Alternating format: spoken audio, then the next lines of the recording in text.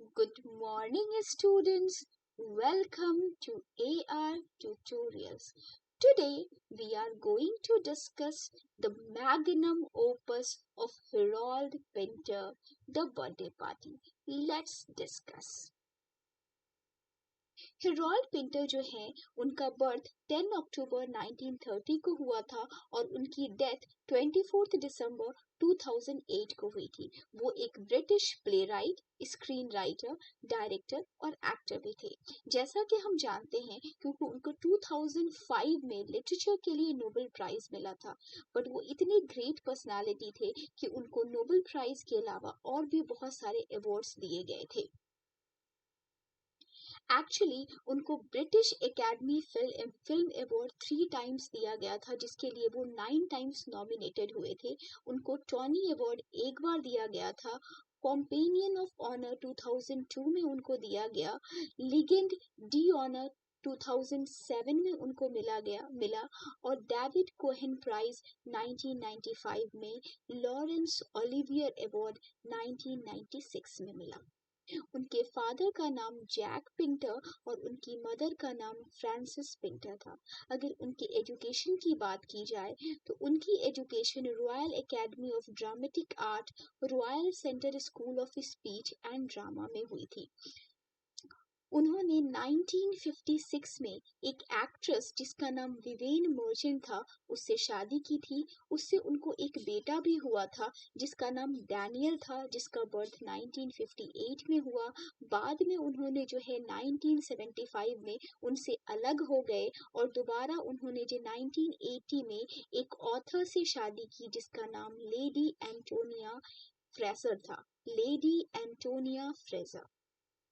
उनकी डेथ 24 दिसंबर 2008 को liver cancer से हुई थी और उनकी फ्यूनरल सेरेमनी जो है 31 दिसंबर 2008 को grave side in Kensal Green cemetery में किया गया था।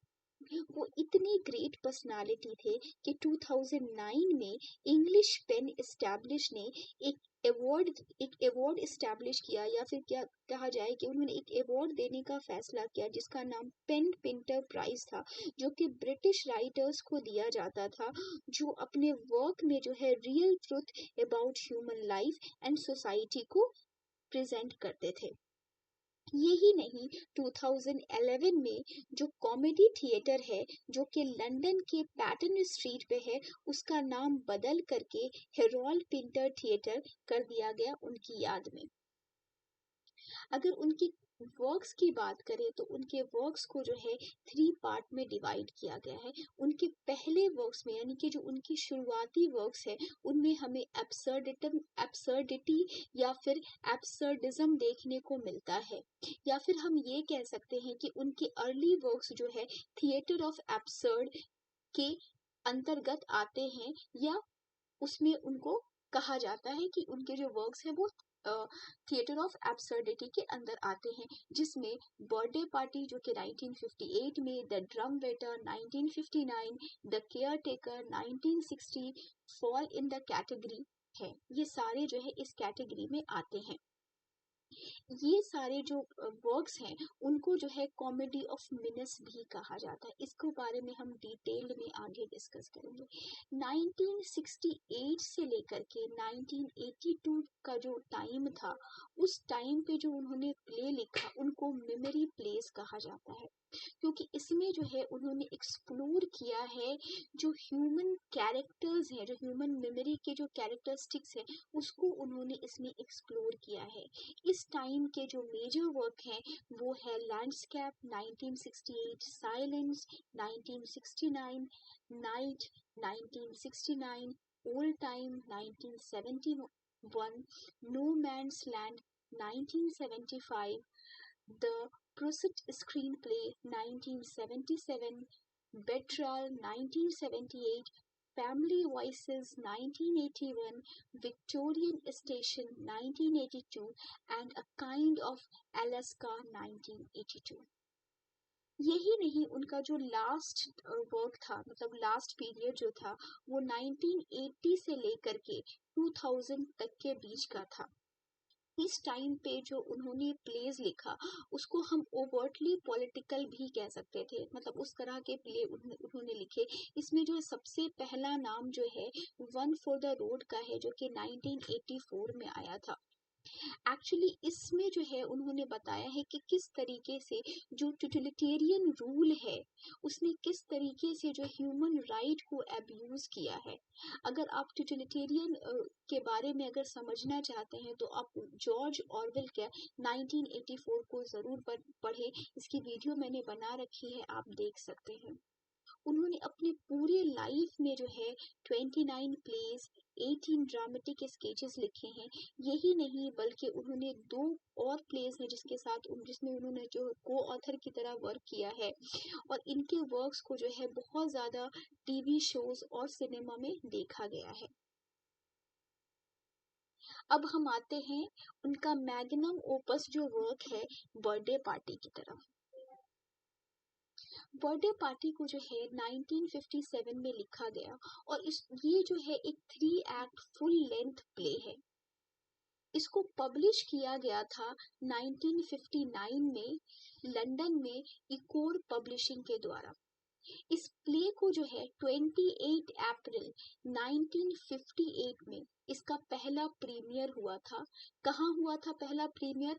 आर्ट थिएटर इन कैम्ब्रिज में, इंग्लैंड में इसका पहला प्रीमियर हुआ था। ये बहुत ही इम्पोर्टेंट है। और ये पहला प्रीमियर किसने प्रोड्यूस किया था? Michael Codron and David Hall ने। ये प्ले में जो है हमें जो टाइमिंग देखने को मिलती है वो 1950 की टाइमिंग देखने को मिलती है, और समर का सीजन है। इस प्ले का अगर हम जेनरे की बात करें तो इस प्ले को जो है पीजन होल भी कहा गया है। पीजन होल का मतलब होता है कि कुछ एक बना करके जो है किसी में फंसाना। जैसे इसमें जो है स्टैनली है, उसको क्या, स्टैनली वेबर को जो है जो 2 पुलिस वाले होते हैं वो एक बर्थडे पार्टी के जाल में फंसा करके उसको क्या करते हैं, पकड़ लेते हैं।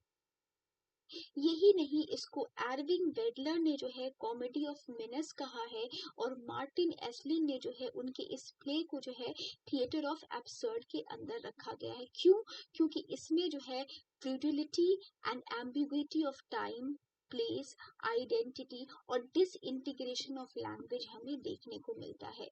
इसके बारे में हम आगे डिटेल्ड में डिस्कस करेंगे। अगर हम पीरियड की बात करें तो ये मॉडर्निज्म और पोस्ट मॉडर्निज्म पीरियड को बताता है। इस प्ले की जो सेटिंग है वो एक बोर्डिंग हाउस की है, जो कि कोस्टल इंग्लैंड रेस्टोर टाउन की है। अगर पोयम में क्लाइमेक्स देखें तो इसमें क्या होता है कि एंड में जो है स्टैनली का मेंटल ब्रेकडाउन हो जाता है उसके खुद के ही बर्थडे पार्टी में, और उसका जो डार्क और वायलेंट साइड है वो लोगों को दिख जाता है। अगर एंटागोनिस्ट की बात करें तो स्टैनली के हिसाब से गोल्डबर्ग और मैकन जो हैं इस बर्थडे पार्टी के एंटागोनिस्ट थे, लेकिन बहुत सारे रीडर्स और क्रिटिक्स ऐसा मानते हैं कि स्टैनली खुद ही एंटागोनिस्ट था। अब हम इसके कैरेक्टर्स को देखते हैं।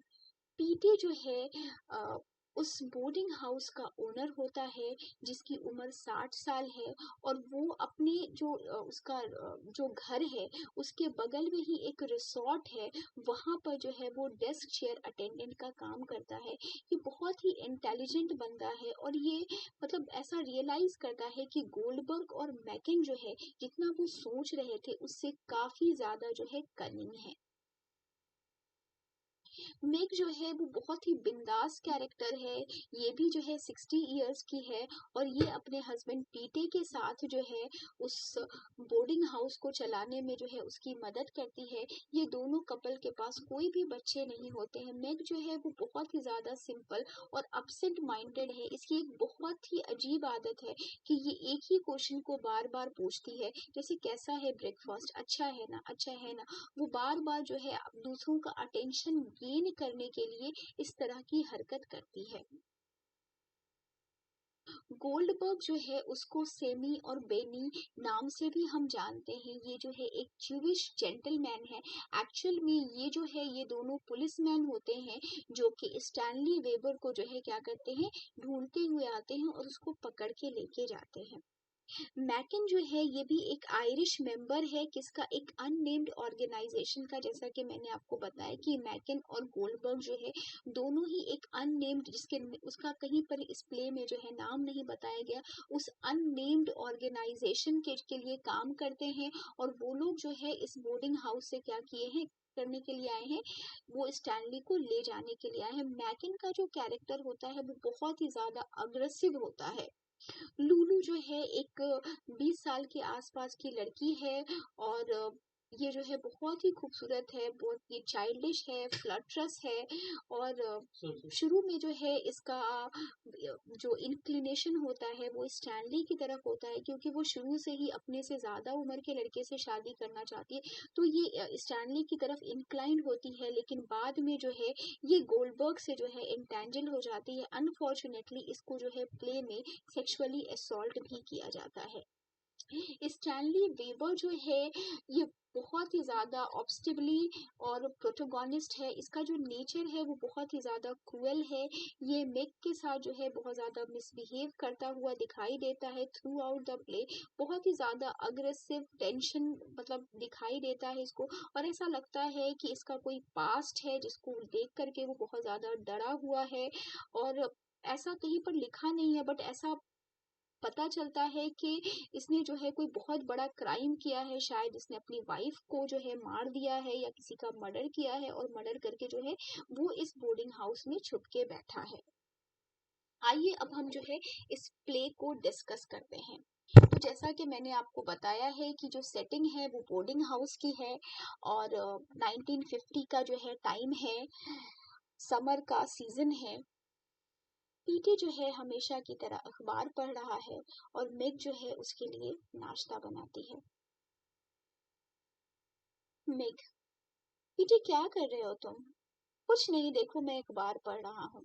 नाश्ता रेडी हो गया क्या? हाँ, नाश्ता रेडी हो गया है। ये लो, मैंने तुम्हारे लिए कॉर्नफ्लोर बनाया है, और मैं तुम्हारे लिए ब्रेड को टोस्ट कर रही हूँ। कैसा है मेरा नाश्ता? अच्छा है ना? अच्छा बनाया है ना मैंने? हाँ। अच्छा मेग, पता है तुम्हें, जब मैं आज आ रहा था ना, मुझे दो जेंटलमैन मिले। क्या? हाँ, वो लोग जो है अपने बोर्डिंग हाउस के बारे में पूछ रहे थे।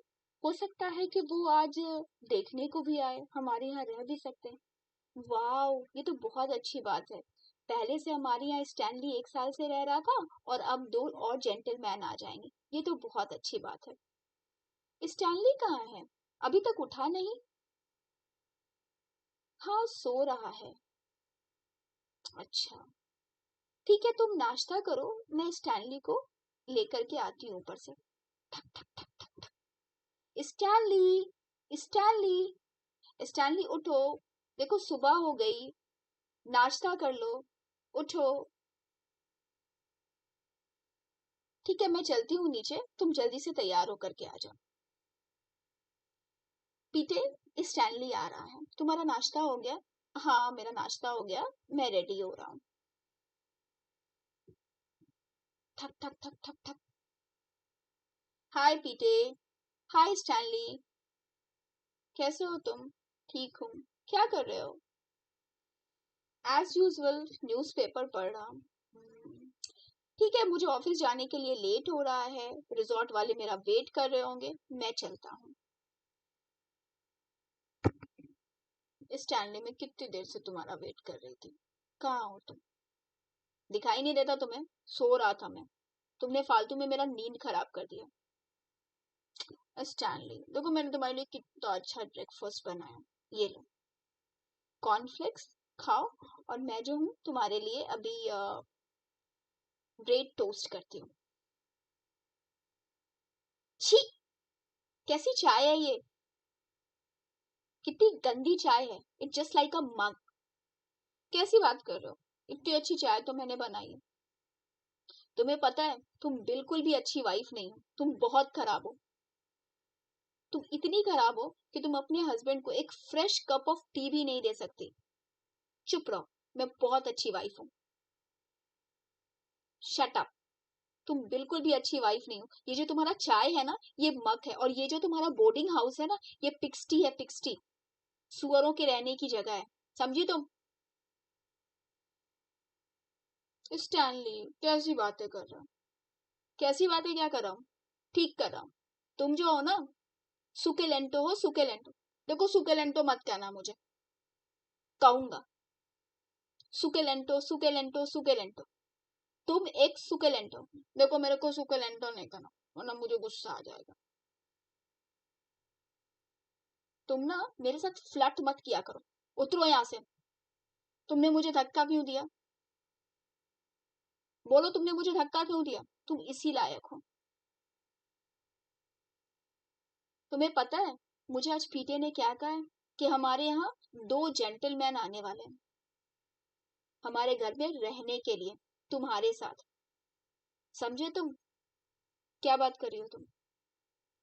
कैसी बात कर रही हो? कौन आने वाला है? कोई नहीं आने वाला। तुम झूठ बोल रही हो। मैं क्यों झूठ बोलूंगी? मुझे क्या जरूरत है झूठ बोलने की? मैं सच बोल रही हूँ। 2 जेंटलमैन हमारे घर में रहने के लिए आ रहे हैं। कौन है वो? क्या नाम है? क्यों आ रहे हैं? किस लिए आ रहे हैं? स्टैनली कैसी बात कर रहे हो? मुझे क्या पता, मुझे तो पीटर ने बस इतना पता है कि 2 जेंटलमैन आ रहे हैं हमारे यहाँ। टिंग टोंग, टिंग टोंग। स्टैनली तुम नाश्ता करो, मैं देख के आती हूँ कौन है। हाय।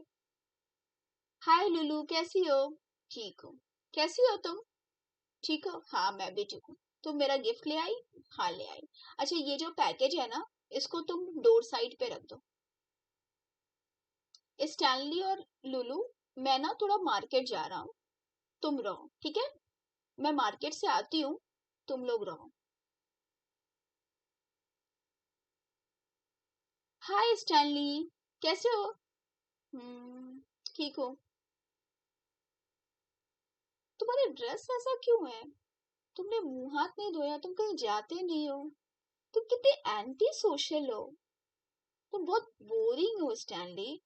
तुम्हारे अंदर कोई इंथुसियाज्म नहीं है, कोई जील नहीं है तुम्हारे अंदर। चुप रहो। छोड़ो, मुझे क्या है। ठीक है, मैं चलती हूँ। अब घर में कोई भी नहीं है, सिर्फ स्टैनली अकेला है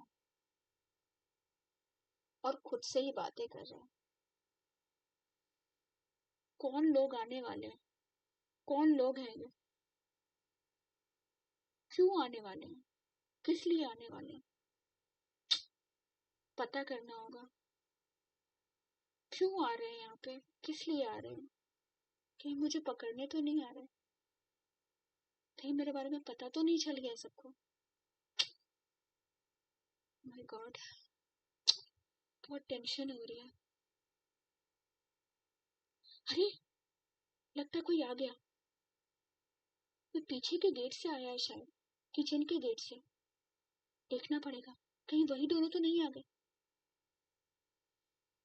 मैकन और गोल्डबर्ग दोनों ही इंटर कर जाते हैं। मैकन, ऐसा लगता है कि ये वही बोर्डिंग हाउस है जिसके बारे में मैं सोच रहा था। हाँ, वही बोर्डिंग हाउस है। आ, ये काम भी लगता है हमारे पिछले काम जैसा है। हाँ, ऐसा लगता है कि ये काम भी हमारे पिछले काम जैसा ही है। हम्म। टिंग टोंग, टिंग टोंग। कोई आया लगता है। हम्म। मैकन घर में आती है। हाय, मेरा नाम मेग है। ओ, मेरा नाम गोल्डबर्ग है और ये मेरा फ्रेंड है मैकन। हम दोनों जो है यहाँ पे हॉलीडेज स्पेंड करने आए हैं। ओ माय गॉड, हाँ मुझे बताया था पीटे ने आप दोनों के बारे में। कैसे हो आप? ठीक हूँ। क्या हम यहाँ रह सकते हैं? बिल्कुल, क्यों नहीं। You are most welcome. ऐसे भी आपको कंपनी देने के लिए हमारे यहाँ स्टैनली है। स्टैनली? कौन है ये स्टैनली? ये हमारा रेंटर है, ये हमारे यहाँ 1 साल से रह रहा है। और आपको पता है आज उसका बर्थडे भी है। वाओ, हमें ना उसे पार्टी देना चाहिए। पार्टी? Yes, good idea. तो हम लोग ना आज शाम में एक पार्टी इंट्रोड्यूस करते हैं, ठीक है, हम लोग ना आज उसको एकदम कमाल की पार्टी देते हैं। क्या आइडिया दिया, very good very good. Okay चलिए, मैं ना आप दोनों को आपका कमरा दिखा देती हूँ। ऊपर चलिए, ये आपका कमरा है। अब मैकन और नेटवर्क जो है, ये दोनों जो है ऊपर के कमरे में चले जाते हैं। देन मेग जो है वो स्टैनली से जाकर के मिलती है। कौन थे वो दोनों? कौन? किसकी बात कर रहे हैं? वही जो अभी दो लोग आए हैं, सुबह में बताया था ना मैंने तुम्हें स्टैनली, ये वही दो लोग हैं। अच्छा चलो, आज तुम्हारा बर्थडे है ना स्टैनली, मैंने ना तुम्हारे लिए एक गिफ्ट ले आया है। Shut up, shut up Meg, मेरा आज कोई बर्थडे नहीं, समझी तुम? फिर तुम रूड हो गए, कैसी बातें कर रहे हो? आज तुम्हारा बर्थडे है, देखो आज ना मैंने तुम्हारे लिए एक गिफ्ट भी लाया। वो लुलू आई थी ना सुबह में, वो गिफ्ट लेकर के आई, उसी से मैंने गिफ्ट मंगवाया था। ये लो गिफ्ट, देखो। अरे खोल के तो देखो मैंने क्या मंगवाया तुम्हारे लिए। स्टैनली, देखो ना खोल के मैंने क्या मंगवाया तुम्हारे लिए। ओके ठीक है, खोलता हूँ। ये क्या है? ये ड्रम है। तुमने बताया था ना मुझे सुबह में कि तुम बहुत बड़े म्यूजिशियन थे और तुमने पूरा वर्ल्ड में म्यूजिक बजाया। तुम बहुत अच्छा पियानिस्ट, तुम बहुत बड़े पियानिस्ट थे, ये तुमने बताया था ना मुझे सुबह में। इसलिए मैंने सोचा कि इससे अच्छा गिफ्ट और क्या हो सकता है। लो, कितना अच्छा ड्रम मैंने तुम्हारे लिए लाया है, देखो इसको। अच्छा चलो, मैं इसे बजाता हूँ।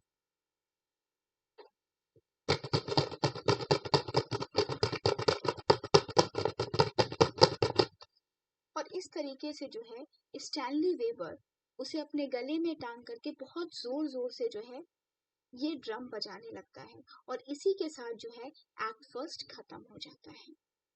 एक्ट सेकंड शुरू होता है। इवनिंग का टाइम है और जो मैकन है वो क्या कर रहा है, वो बैठा है लिविंग रूम में और पीटी बोल्स के जो है न्यूज़पेपर को फाड़ रहा है। उतने में ही जो है स्टैनली वहां पर आता है। उतने में जो है स्टैनली वहां पर आता है।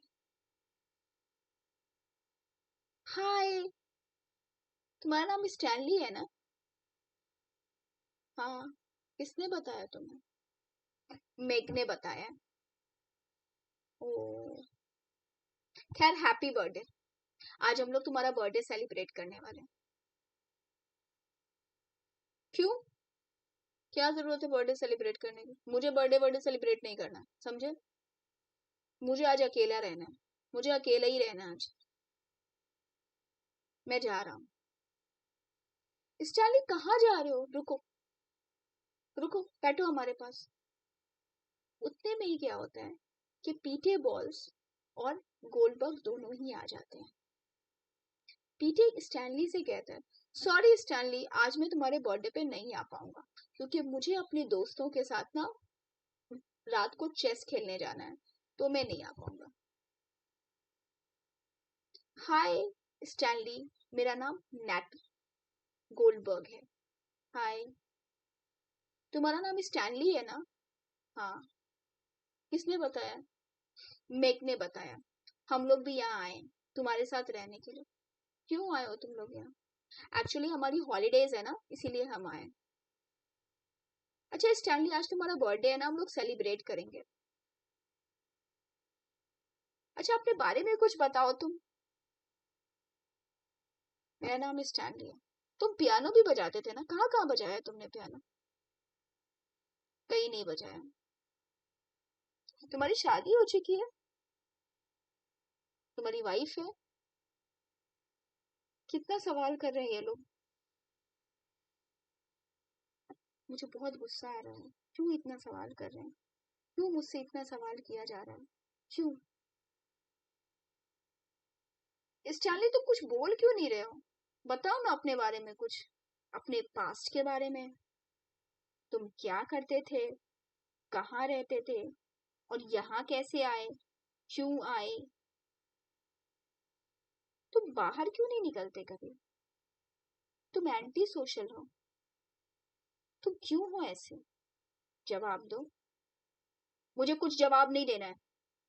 स्टैनली को बहुत गुस्सा आ जाता है और स्टैनली गुस्से में क्या करता है कि गोल्डबर्ग के पेट में एक घूंसा मार देता है। इसी बात पे मैकिन को भी बहुत गुस्सा आ जाता है और मैकिन अपने पास रखी हुई कुर्सी को उठा लेता है स्टैनली को मारने के लिए, और स्टैनली भी कुर्सी को उठा लेता है उसे मारने के लिए। बट इसी बीच क्या होता है कि मैग आ जाती है। She looks so pretty. वो एक पार्टी का ड्रेस पहन करके आती है और बहुत खूबसूरत लगती है, और उसके गले में क्या होता है, वो ही गिफ्ट होता है।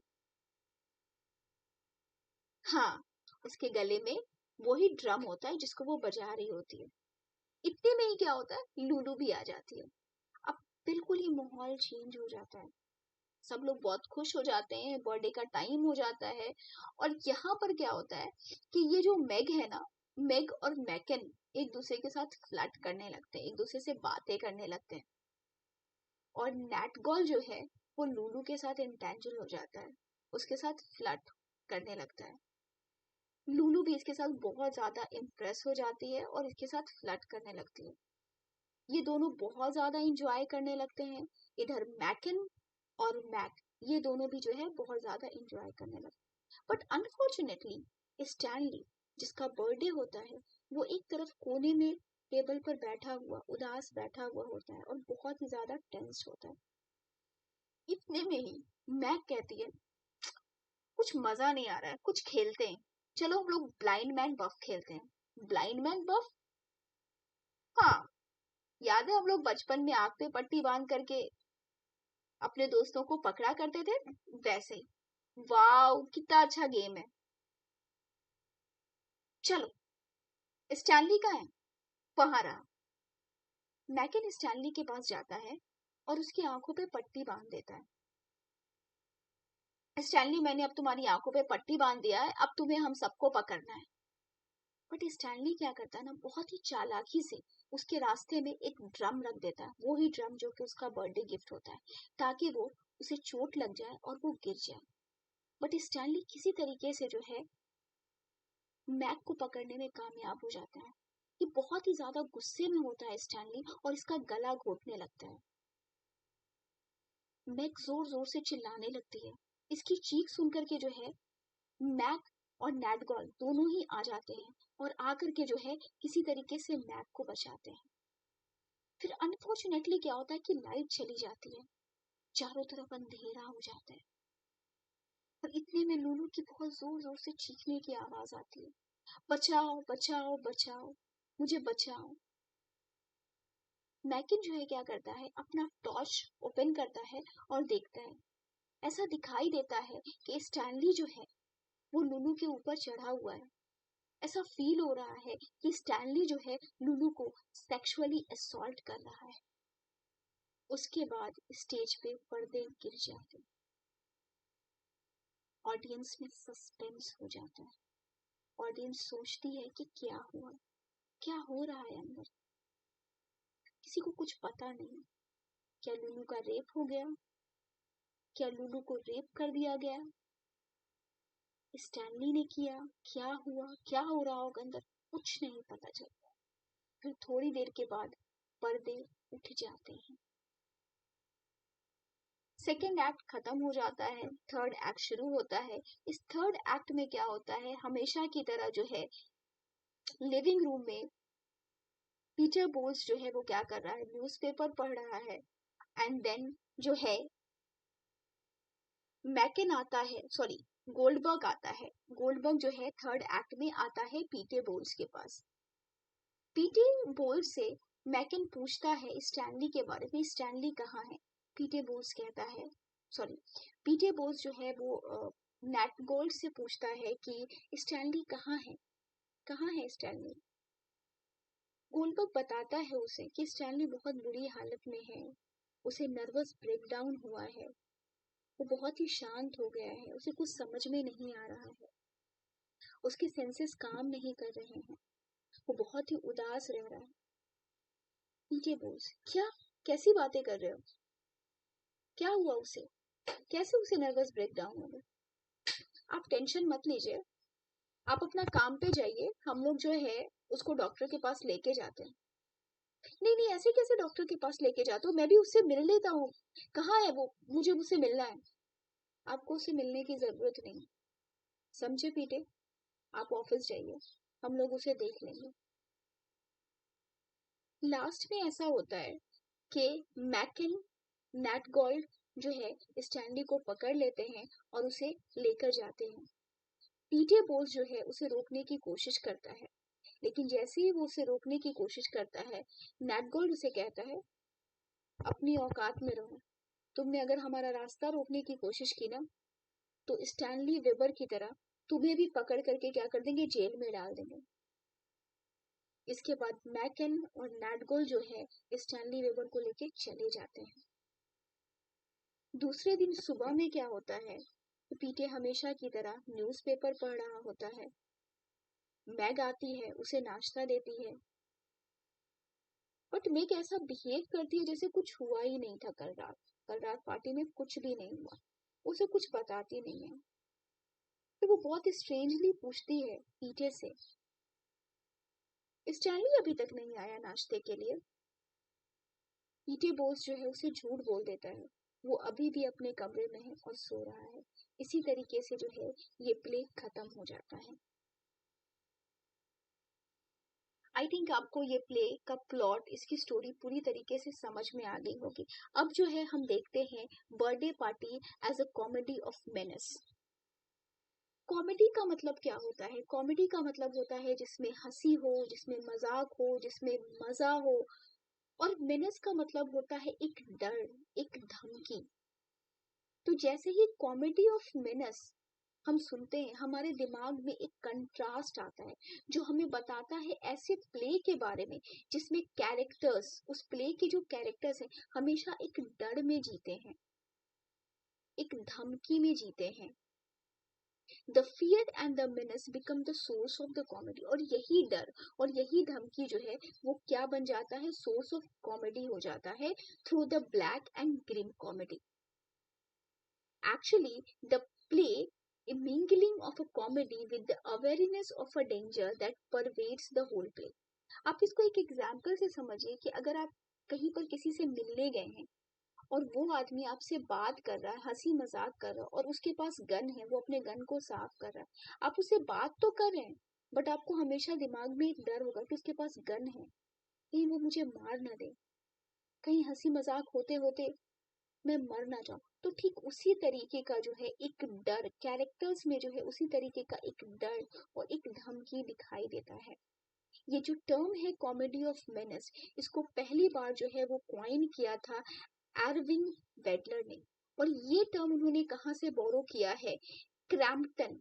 क्रैम्पटन का एक प्ले है जिसका सब subtitle the lunatics view comedy of menace. यहाँ से ही जो है उन्होंने इसको बोरो किया है। बहुत सारे ऐसे राइटर्स हैं जिन्होंने कॉमेडी ऑफ मेनेस लिखा है, जिसमें डेविड क्रॉम्पटन, नैगल डेनिस, एनएफ सिम्पटन और हिरोल्ड पिंटर का नाम आता है।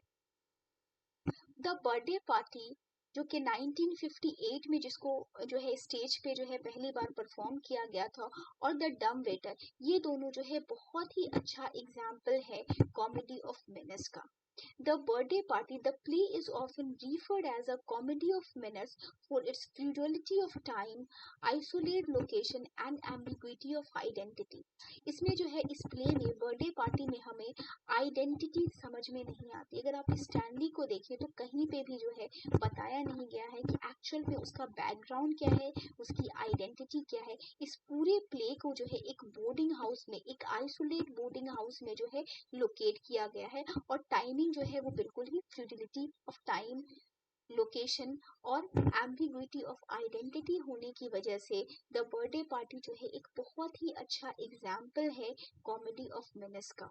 The ambiguity of character, action, and the lack of rationality determines the entire structure of the birthday party. Stanley tries to escape from the problem and conceal his past. वो आप देखोगे कि Stanley जो है पूरे प्ले में जो है अपने पास्ट को छुपाना चाहता है और भागना चाहता है अपने पास्ट एक्सपीरियंस से, और हमेशा क्या रहता है, डर में रहता है. He is unable to deal with the reality. वो जो है, जो रियलिटी है, जो सच है, उसको वो एक्सेप्ट नहीं कर पा रहा है. और जो उसका यूजुअल रूटीन है, मतलब जो उसके लाइफ का, जो वो 1 साल से जिस तरह से जो वो रह रहा है, उसमें थोड़ा सा भी जो है डिसरप्शन नहीं पाता है. जैसे ही जो है, जो दो मैकन और गोल्डबर्ग, जैसे ही उसको पता चलता है कि आ रहे हैं, उसकी पूरी लाइफ जो है वो डिस्टर्ब्ड हो जाती है. और हमेशा जो है वो एक डर में जीता है, वो एक गिल्ट में जीता है. तो हम ये कह सकते हैं कि कॉमेडी ऑफ मेनस का बहुत अच्छा एग्जाम्पल है the birthday party. I think आपको समझ में आ गया होगा. नेक्स्ट थिंग है इन इस birthday party and absurd play. Birthday party को जो है absurd प्ले के अंतर्गत रखा गया है. द थिएटर ऑफ absurd जो है, इसको पहली बार क्वाइन किया था मार्टिन एस्लिन ने 1961 में. आप इसको थोड़ा सा ऐसे समझें कि जो 1950s से 1960s के बीच में जितने भी प्ले लिखे गए, उसमें से मोस्ट ऑफ द प्ले को जो है हम थिएटर ऑफ एब्सर्ड के अंतर्गत रखते हैं. एक्चुअली आप थोड़ा सा पीछे अगर जाएंगे तो 1950 से कुछ टाइम पहले सेकेंड वर्ल्ड वॉर हुआ था. एक्चुअली सेकेंड वर्ल्ड वॉर जो है 1939 में स्टार्ट हुआ और 1945 में ये एंड हुआ. किससे एंड होता है? Nuclear attack on Hiroshima and Nagasaki. As a human being आप ये सोचिए कि ये कितना इरेशनल बिहेवियर था, कितना मीनिंगलेस बिहेवियर था, कितना इनह्यूमन बिहेवियर था, जिसका कोई मीनिंग नहीं है. क्या एक ह्यूमन बीइंग कभी भी एक दूसरे कंट्री पे न्यूक्लियर बम डाल सकता है? ये कितना इलॉजिकल है. तो जो सेकेंड वर्ल्ड वॉर हुआ था, उसने लोगों को ये बता दिया था कि जो जिंदगी है वो एकदम मीनिंगलेस है, जो फ्यूचर है उसका कुछ पता नहीं है, कभी भी आपके साथ कुछ भी हो सकता है, जो लाइफ है वो बिल्कुल ही एब्रप्ट है, एब्सर्ड है, उसका कोई मीनिंग नहीं है. और जैसा कि आप जानते हैं कि जो थिएटर होता है वो हमेशा सोसाइटी को रिफ्लेक्ट करता है, जो लिटरेचर होता है वो हमेशा सोसाइटी को रिफ्लेक्ट करता है. अगर आप इंडियन कल्चर में जो है या फिर इंडियन लिटरेचर में 1950s के प्लेस को देखेंगे या फिर लिटरेरी वर्क को देखेंगे, तो उस वक्त जो है 1950s के प्लेस में जो है, या वर्क्स में, या फिर लिटरेरी वर्क्स में, या पोएट्रीज में आपको पैट्रियटिज्म देखने को मिलेगा, क्योंकि उस वक्त इंडिया में जो है वॉर ऑफ इंडिपेंडेंस चल रहा था. ठीक उसी तरीके से जितने भी यूरोपियन कंट्री थे या फिर जो है डेवलप्ड कंट्री थे, वहां पर जो है आपको ये क्योस, ये डिस्ट्रक्शन आपको देखने को मिलेगा because of the second world war. तो इसी चीज को जो है 1950 से लेकर के 1960 के बीच की जो राइटिंग थी वो हमें देखने को मिलती है.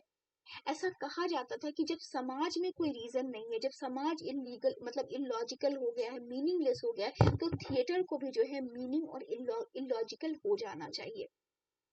अगर हम एब्सर्ड प्ले की बात करें तो इसमें सबसे बड़ा नाम जो है बैकेट का आता है. Waiting for Godot. Waiting for Godot जो है बहुत ही अच्छा एग्जाम्पल है एब्सर्ड प्ले का. लेकिन जो हिरोल्ड पिंटर है उन्होंने भी जो है एब्सर्ड प्ले लिखा है. लेकिन अगर आप वेटिंग फॉर गॉडो को देखें तो उसमें जो दो कैरेक्टर है, वेलेडमिर और एक और जो कैरेक्टर है, वो बहुत ज्यादा नॉइजी कैरेक्टर है. लेकिन उसके कॉम्पेरेटिवली जो है, जो हिरोल्ड पिंटर के कैरेक्टर्स है या हिरोल्ड पिंटर के जो प्लेज हैं, उसमें हमें साइलेंस देखने को मिलता है, मीनेस देखने को मिलता है, हमें मेंटल इलनेस को देखने को मिलता है. The play focus on the human existence that is devoid of purpose and meaning through the image of the protagonist. यहाँ पर जो है, जो प्रोटोगोनिस्ट है, कौन है प्रोटोगोनिस्ट? स्टैनली जो प्रोटोगोनिस्ट, उसके लाइफ में कोई मीनिंग नहीं है, कोई पर्पस नहीं है. इवन आसपास के भी जो कैरेक्टर है, they are also devoid of meaning and purpose. In birthday party author conveys the sense of isolation. हर आदमी जो है यहाँ आइसोलेटेड है. The play is set in a single location. पूरा प्ले जो है स्टार्ट से लेके एंड तक सिर्फ उस जो है बोर्डिंग हाउस में स्टार्ट होकर के बोर्डिंग हाउस में खत्म हो जाता है. बोर्डिंग हाउस के लिविंग रूम में ही पूरा प्ले जो है वो खत्म हो जाता है. ये जो बोर्डिंग हाउस है वो उसको अलग कर देता है आउटसाइड वर्ल्ड से। So the play includes the element of confusion and chaos. इस पूरे प्ले में जो है हमें कंफ्यूजन और क्योस देखने को मिलता है। जो लैंग्वेज भी है वो बहुत ही ज्यादा डिसइंटीग्रेटेड लैंग्वेज है। लैंग्वेज को जो है पिंटर ने यूज किया है as a tool to explain the theme of the play. मतलब इस प्ले का क्या थीम है, इस ड्रामा का क्या थीम है, उसको ऑडियंस को दिखाने के लिए, बताने के लिए जो है लैंग्वेज का यूज किया गया है। क्योंकि जो जितने भी कैरेक्टर्स है they use a very manipulating language. तो इसीलिए जो है ये सारे फीचर्स इस प्ले में पाए जाते हैं, जिसकी वजह से जो है ये प्ले थिएटर ऑफ एब्सर्ड है। मैंने बहुत ही अच्छे से इस प्ले के थीम को समझाने की कोशिश की है। इस प्ले में जो है जो जो प्रॉब्लम्स थे या फिर जो भी चीज़ें थी उसको बहुत ही अच्छे से कन्वे करने की कोशिश की है।